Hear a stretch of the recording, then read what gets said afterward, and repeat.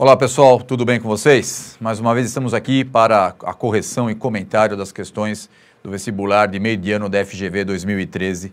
Tá? Vamos aqui comentar as questões de números 51 até 55 da prova de humanas, as questões de geografia, ok? Vamos lá, gente, começando aqui, questão 51. Antes de mais nada, para os nossos alunos, todas as questões vistas em detalhe e com muita calma durante a revisão. Esse mapa, por exemplo, analisado em sala de aula, né? Muito bom, nada do que apareceu foi surpreendente no sentido de não se aguardar a abordagem desse tema. Né? Então, no caso aqui, a gente pôde realizar uma prova tranquila nesse aspecto, nada foi inesperado, tudo dentro daquilo que o conteúdo da prova poderia exigir. Né? Então, vamos ver nessa questão 51, vocês têm aí um mapa coloridinho, bonitinho, fluxos de comércio entre áreas do mundo, né, chamados fluxos interregionais entre África, entre América do Norte, América do Sul e Caribe, Ásia, e circunferências mostrando o comércio interregional, intrarregional, dentro dos continentes. Cada uma dessas informações, circunferências e espessura das setas, indicam a intensidade do comércio realizado em cada uma dessas abordagens. Né? Então, era uma leitura do mapa, uma leitura das informações gráficas contidas neles. E aí, então, você partiria para as análises pedidas na pergunta, né? Sobre a geografia do comércio mundial de produtos agrícolas e alimentícios. Obviamente, a gente ficaria atento à questão, né, dos países exportadores de commodities, né? Então aí os países do hemisfério sul, os países emergentes e os grandes consumidores, como a América do Norte, a Ásia e a Europa, onde basicamente a União Europeia é o grande mercado. Né? Dessa forma, ele criou uma série de afirmações com erros, e a única que colocava a leitura correta dessa análise era a alternativa B, que dizia que a maior parte do comércio europeu de produtos agrícolas é realizada entre os países do próprio continente. Era só você olhar, eu vou até voltar aqui a imagem, tá? A gente pode ver que a maior circunferência ela está no continente europeu, ou seja, a maior intensidade do comércio interno dentro dos continentes é o da Europa, tá?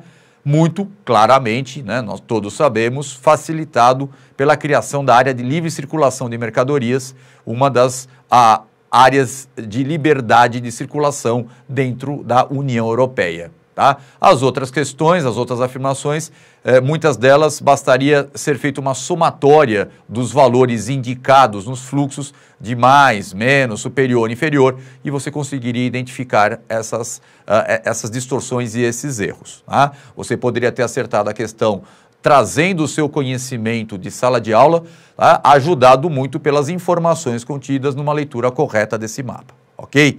Então aí, questão 51 sobre comércio mundial de produtos agrícolas, alternativa B.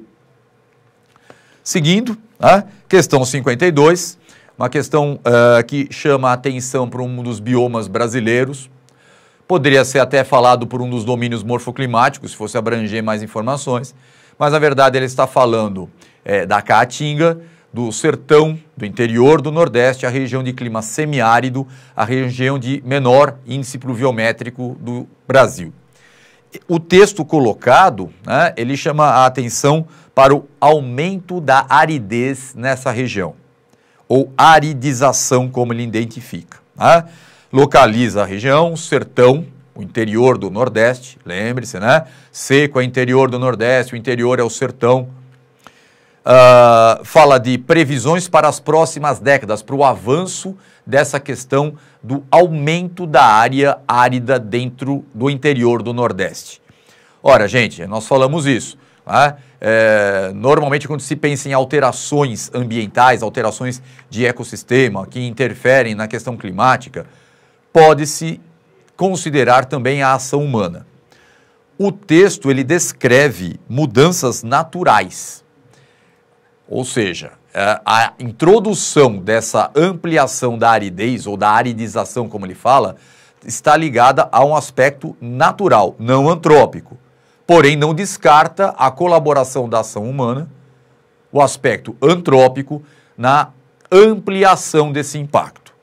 Considerar os dois nos seus níveis respectivos. Tá? A alternativa que associava corretamente a desertificação como um processo que ele descreve no texto, natural, mas o desmatamento da caatinga, que também acontece e interfere também na redução da cobertura vegetal, que retém a pouca umidade desse ambiente, combinado, só aparece na alternativa E, que diz que o avanço e a intensificação da aridez no sertão estão associados ao desmatamento, né, que podem acelerar o processo de desertificação. Vejam bem, ele falou acelerar.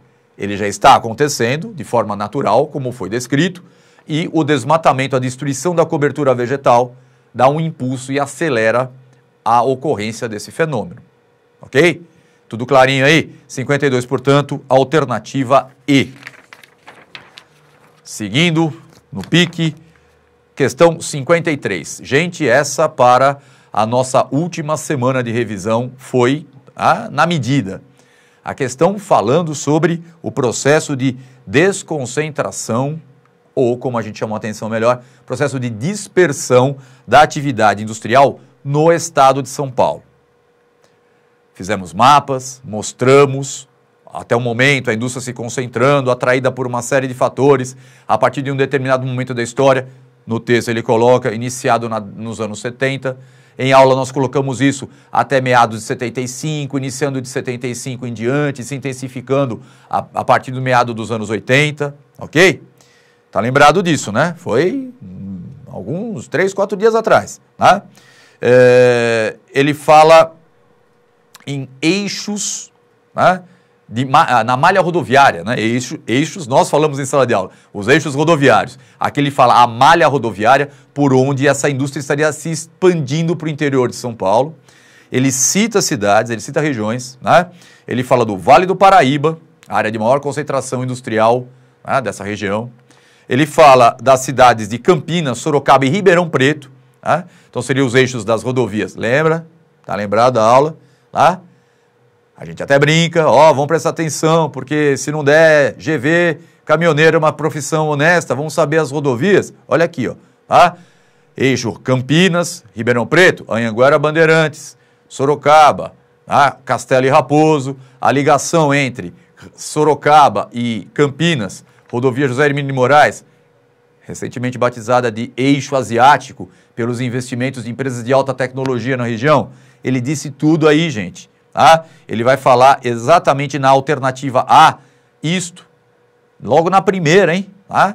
Né? Pelo menos nessa prova, que é a prova A, é a alternativa inicial, fala isso. A configuração da indústria paulista destaca-se uma macrometrópole. O que era a macrometrópole? Tinha até um exercíciozinho também na nossa revisão. Era o crescimento da metrópole, São Paulo.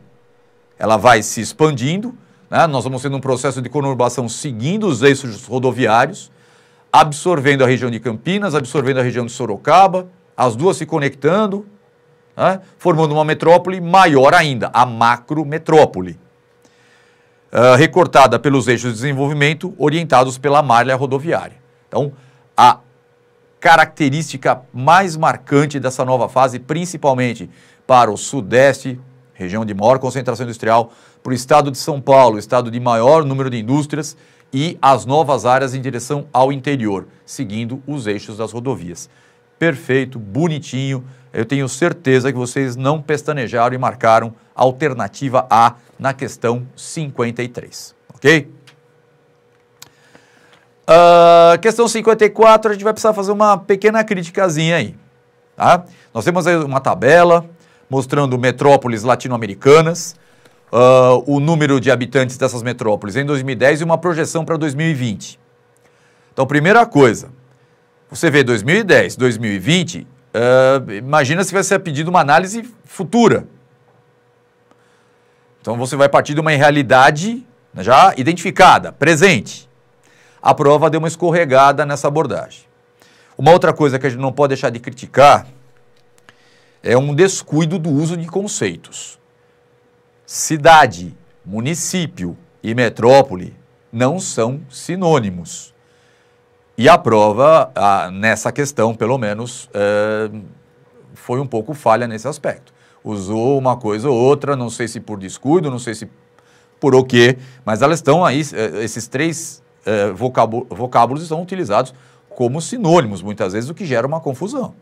Então, eu adoto uma referência e faço interpretação, ou então isso vai virar uma salada, né? Mas vamos ver. São 3 afirmações. Então, o que você tem que fazer? Ler e buscar informação na tabela, ou trazer informação com você de sala de aula. Vamos lá. A primeira afirmação, né, ela está correta, porque ela diz que o crescimento demográfico e a urbanização foram processos que no passado foram muito acelerados, anterior a esse processo dedicado aí de 2010. Tá? A gente fala muito que o processo de industrialização e urbanização, por exemplo, do Brasil, o que seria uma referência para São Paulo e Rio, que nessa tabela são as metrópoles, são as regiões metropolitanas. Quem tem 20,3 milhões de habitantes em 2003 não é o município de São Paulo, é a região metropolitana de São Paulo. É a área conurbada, com seus mais de 30 municípios. Então, eu estou tomando como referência esse conceito. Tá? Então, isso foi acelerado, não é mais. O que a gente chamou a atenção também desse processo? A saturação. Saturação de mercado de trabalho, saturação de vias de transporte, tá? Da infraestrutura. Então, a indústria começa a sair procurando outros lugares, como abordado na questão anterior. A complementação dessa afirmação diz que atualmente a maior parte do incremento populacional dessas cidades, eu vou continuar com o exemplo aí de São Paulo, no primeira linha aí, tá? Era 20,3, passou para 21,6. Cresceu. Se está saturado, cresce como?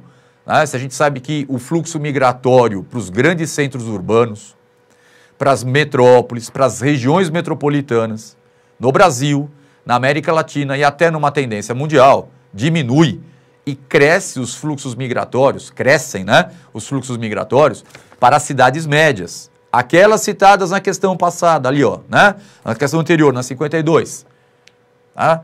Campinas, que não é mais cidade média, mas Sorocaba, Ribeirão Preto. Então, o que faz a população crescer na região metropolitana ainda é o crescimento natural. Apesar de ser pequeno, corresponde ao pequeno crescimento em 10 anos, identificado aí em todos os exemplos de cidades do Brasil ou do restante da América Latina. Ok? Então, número 1 está certo. Vamos para número 2. A expansão urbana tem feito com que muitas cidades transbordem os limites administrativos. Não é tem feito, né? Esse é o processo de conurbação que conduz à formação das metrópoles. Aí, de novo, uma questão do contexto. É anterior a isso. Explica 2010. Não é uma análise do período 2010-2020. Mas é verdade. Tá? O resultado foi o surgimento de áreas urbanas de grandes dimensões territoriais. Óbvio, as regiões metropolitanas. Por vezes formalizadas numa região metropolitana. Pô, pronto, ele conceituou e deu um nome. Então, beleza, tudo certo. A 2 está correta. Tá? Aí vem a 3. A 3 que é aquela situação que a imprecisão do uso dos conceitos aparece. Ele está dizendo que a urbanização latino-americana é marcada pela macrocefalia. A macrocefalia é um processo muito associado às formações de áreas urbanas em países subdesenvolvidos e tardiamente industrializados. A cidade cresce muito rápido sem o crescimento da sua infraestrutura, né? E pela baixa complexidade das redes urbanas nacionais. Não, até certo ponto sim, porque elas são poucas regiões metropolitanas. Pois cada país possui no máximo 2 cidades importantes. 2 cidades ou 2 regiões metropolitanas? O que está marcado aí não é a cidade de São Paulo ou a cidade do Rio de Janeiro, mas a região metropolitana. Tá? São várias cidades conurbadas, como ele descreveu no processo anterior. Então, eu não posso considerar 2 cidades importantes. Tá? O México não tem só 2 cidades importantes. São Paulo não tem só... desculpe, o Brasil não tem só 2 cidades importantes. Mas 2 metrópoles de destaque, sim, aí é outra história.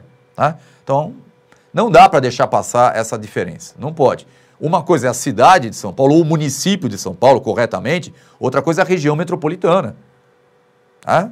Então, não dá. Então, 1 e 2 corretas, né? Alternativa B. Essa, não sei se vocês talvez tenham se atrapalhado nessa questão de conceito, mas não são sinônimos, a gente cansa de falar isso. Tá ok? Então, alternativa B na 54. 55 e última da nossa sequência de questões de geografia desta prova da GV.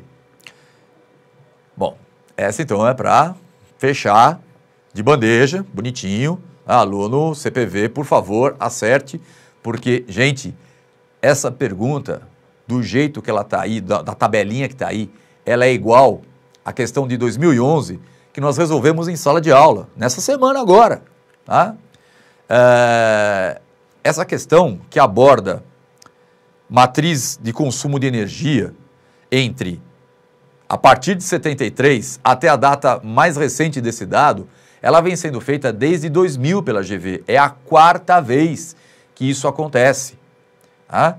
Então, quando você vê aqui no nosso site as questões comentadas de 5, 6, 10 anos atrás, ou até 13 anos, quando pela primeira vez uma questão assim apareceu, veja por quê. É um assunto importante, a GV insiste nessa sua abordagem. Tá? Vamos aproveitar ao máximo isso aqui. 73 é a crise do petróleo, não é isso? Então, a partir daí, há uma mudança muito grande provocada pelo aumento do preço do petróleo em escala mundial. Quem que ele vai comparar? A matriz brasileira, óbvio. A matriz dos outros países. Que outros são esses? Aqueles que não são da OECD, ou como a sigla em português, OCDE, que nós explicamos em sala, aqui ele disse o que significa, que são países, é um grupo de países industrializados. Portanto, tá? Consumidores de energia. Então, Brasil emergente, um grupo de países do qual o Brasil não pertence, que é a OCDE, industrializados, grandes consumidores de energia, e os outros, basicamente os de menor grau de industrialização ou não industrializados. Tá? Bom, gente, aí é aquela situação também muito trabalhada em sala de aula. Você não vai interpretar a tabela, você vai ler a afirmação e buscar o dado de comprovação na tabela. Aqui nós vamos fazer o que eu ensinei para vocês. Nós vamos olhar, né, as alternativas e identificar os erros nela. Então, por exemplo, a letra A fala que os países da OCDE, a indústria apresenta uma participação menor no consumo energético. Como pode ser um grupo de países industrializados? Né? Como é que eu ia saber? É só olhar a tabela. Não tem uma participação menor. Tá? A gente vê uma redução. A redução. Não é que é menor porque eles não são industrializados. Tá? Na letra B, fala que o Brasil ampliou sua participação no consumo energético entre 73 e 2011 devido aos setores de elevada intensidade tecnológica, dos quais o Brasil tem problemas de avanço, de melhoria, de ampliação. Nossa capacidade tecnológica está muito aquém até de alguns países emergentes, quanto mais dos países industrializados mais clássicos. Erro. Na letra C, ele vai colocar que os países da OCDE têm um consumo energético significativo, né? E associam isso à modalidade de transporte rodoviário. Não, gente. Quem tem modalidade de transporte rodoviário predominante e, por isso, um problema é o Brasil. Os países envolvidos têm a maior parte de sua carga deslocada por ferrovias, hidrovias ou por sistemas multimodais. Essas modalidades integradas de uma forma mais equilibrada, mais competitiva. Tá? Então, errada a letra C. E na letra E, vou deixar a letra D, tá? Porque é aquela que vai sobrar e, portanto, é aquela que não tem erro. A letra E, você tinha que ter tido muito cuidado, mas muito. A GV fez aí uma jogada, né? A banca escolheu uma questão, uma alternativa nessa questão, que é de extrema crueldade, porque olha o que ele diz. Apenas no Brasil, os setores industrial e de transporte somados, então quando eu olho lá, né, no Brasil, o industrial e transporte somados, ele vai dar 66%, ok? Ele diz que apenas no Brasil eles respondem por mais de 50%. Aí você olha justamente na coluna a seguir dos países da OECD. Quando você soma indústria e transporte, 19,9. Com 30,2, dá 50,1. 50,1%. Passou de 50%. O Brasil não é o único, tá? Por 0,1%, mas não é. Tá? 50,1 é mais que 50, não tem jeito. Ah, é quase. Não é mais. Tá? Então, a B, C e E estão excluídas. Se você leu a letra D e ficou em dúvida com alguma coisa, por exemplo, tá? Ele fala relação entre energia e valor agregado, ele acrescenta algumas informações que a tabela por si só não consegue responder. Você não tem elementos na tabela para ajudar a responder isso. Você tem que trazer, né, essa informação para a prova, mas as outras são elementos que a tabela mostra. Então, para a gente fechar tudo isso, a questão 55, alternativa D de dado. Ok, gente? Bom, eu acho que, apesar de uma coisinha ou outra, uma crítica ou outra, a prova abordou tudo dentro da programação, temas interessantes, bem contextualizados, né? Um escorregão, outro com essa questão dos conceitos e tudo, mas o nosso aluno, eu tenho certeza, né, acompanhou direitinho a nossa programação, seguiu a nossa revisão, principalmente a nossa revisão esse semestre, ela foi precisa, tá ok? Então, agora é esperar os melhores resultados possíveis. Um grande abraço e uma boa sorte para todos, ok? Até a próxima.